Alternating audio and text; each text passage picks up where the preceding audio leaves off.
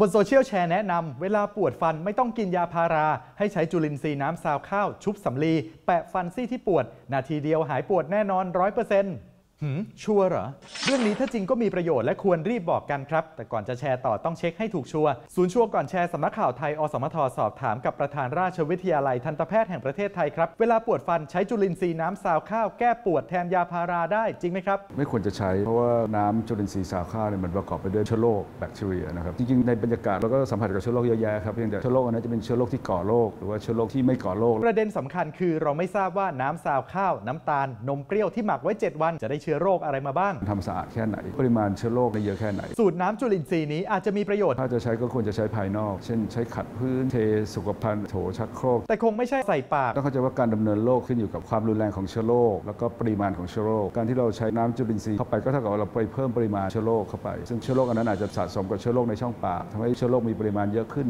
ความรุนแรงของโรคก็จะมากขึ้นถ้างั้นเวลาปวดฟันจะให้หายาพารามากินเหรอครับความปวดที่เกี่ยวข้องกับฟันเนี่ยยาพาราเซตามอลมักจะระงับปวดได้ไม่ค่อยดีเท่าไหร่ฟันเนี่ยเส้นประสาทค่อนข้างซับซ้อนเวลาปวดมันก็จะปวดมากๆยาแก้ปวดธรรมดาไม่ค่อยอยู่อาจารย์ย้ำว่าเวลาปวดฟันควรหาสาเหตุแล้วรักษาไม่ใช่กินยาไปวันๆไม่แนะนำให้กินยาแก้ปวดเพื่อรักษาอาการปวดฟันปัญหาก็คือฟันซี่นั้นเนี่ยยังไม่ถูกรักษาอาการปวดฟันส่วนใหญ่มาจาก2สาเหตุอาการปวดฟันก็มักจะเริ่มจากฟันผุหรือว่าเป็นโรคเหงือกถ้าฟันผุก็รักษาด้วยการอุดฟันถ้าเป็นโรคเหงือกก็รักษาด้วยการขูดหินปูนกราวรากฟันการแปรงฟันให้ถูกวิธีก็จะบรรเทาอาการได้การที่เราจะปวดฟันได้เนี่ยแสดงว่าฟันนั้นเนี่ยต้องผุเข้าไปใกล้โพรงประสาทฟันละทางที่ดีเนี่ยเมื่อเริ่มมีอาการเสียวฟันปวดฟันก็ควรจะเริ่มไปรักษาซึ่งถ้าแก้ที่ต้นเหตุแล้วก็ไม่ต้องกินยาอีกต่อไปใช่ถ้าเมื่อแก้แล้วอาการปวดก็จะหายได้เลยโดยไม่ต้องกินยาแก้ปวดตามหลังแต่ถ้าอยากจะแก้ปวดฟันเฉพาะหน้าล่ะครับถ้าปวดฟันมากก็หายาแก้ปวดในกลุ่มเอนเซดไอบูโปรเฟนก็ได้ก็ต้องระวังเช่นมันอาจจะทำให้เกิดการระคายเคืองกระเพาะต้องดื่มน้ำตามเยอะๆต้องทานหลังอาหารทันทีอมน้ำเกลือช่วยได้ไหมครับลดจำนวนแบคทีเรียลงไปได้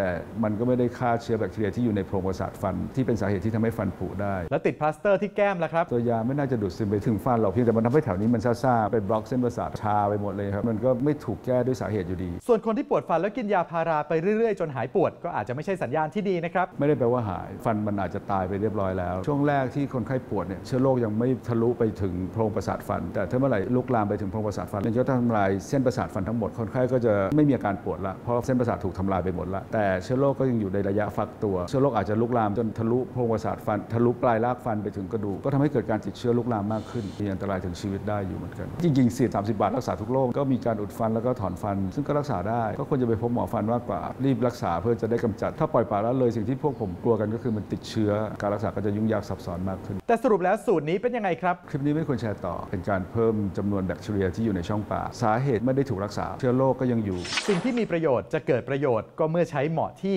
เหมาะปริมาณนะครับยังมีอีกหลายเรื่องน่าสงสัยบนสังคมออนไลน์หากได้รับอะไรมาอย่าเพิ่งแชร์ต่อร่วมตรวจสอบไปด้วยกันกับชัวร์ก่อนแชร์